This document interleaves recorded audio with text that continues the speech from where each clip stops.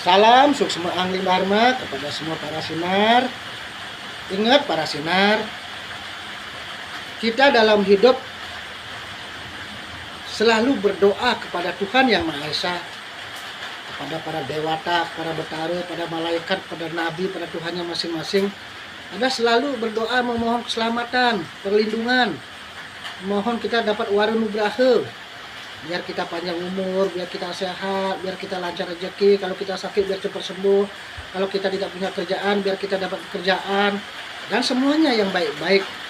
Tapi adakah kalian menyadari sudah sejauh mana peningkatan rohani kita, terutama spiritual kita untuk urusan kepada Sang Maha Pencipta? Selama ini kan jalan di tempat, bahkan banyak mundur. Kita selama ini yakni matur-matur manusia sudah laksanakan seperti aturan agama dan adat. Adakah kalian punya niat prinsip untuk lebih meningkatkan? Karena selama ini manusia kan keterbatasan, penuh dengan keterbatasan. Makanya untuk mendapatkan suatu lebih kesempurnaan, kita carilah ilmu pengetahuan. Manusia selama ini kan semua pakai logika pikiran otak kiri, logika manusia. Tapi jarang yang tahu, sadar bahwa kita mempunyai satu otak kanan yang luar biasa, kekuatan rohani.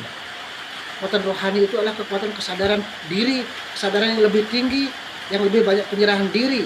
Kalau kita dengan kesadaran otak kanan yang kita utamakan itu lebih kita yakinkan, kesadaran otak kiri kita itu intinya adalah second.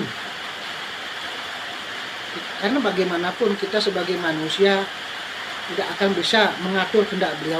Kita tetap adalah ciptaan beliau, tetap kita akan selalu di bawah beliau. Kita akan selalu mohon lindungan dan bimbingan, tuntunan dan keselamatan dari beliau. Untuk itu para spiritual zaman dulu, kenapa hidupnya mereka panjang umur, mereka bahagia, apa yang mereka inginkan harapkan bisa terwujud tercapai, walaupun tetap proses, karena mereka kesadaran tinggi, kesadaran dirinya tinggi.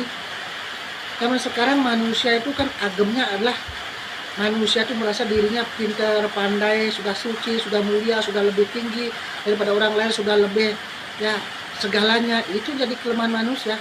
Itu aku namanya. Coba kita belajar bagaimana kita meninggalkan ego aku dan rasa kebencian, dan juga rasa bagaimana kita untuk mempengaruhi orang lain agar tidak ke hal yang buruk. Karena ada orang dia selalu menilai orang biar orang itu suci, biar orang itu dia tidak ternoda, tidak bisa. Selama manusia terlahir sebagai manusia semua ada nodanya.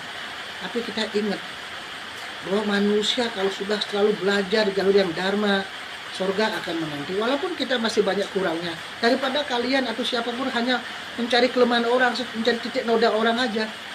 Tapi orang sudah banyak berlomba-lomba untuk berbuat kebaikan. Kita sibuk mencari kelemahan orang. Disitulah kecerdasan rohani akan jatuh.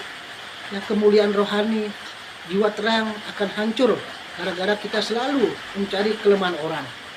Untuk itu para sinar, untuk berpesan, marilah semua belajar untuk mengabdikan diri dalam hidup ini agar selalu kita senantiasa belajar berserah diri pada Tuhan, agar apa cita-cita kita hidup di dunia ini terwujud tercapai dengan senantiasa kita selalu belajar dan belajar, jangan berpuas diri.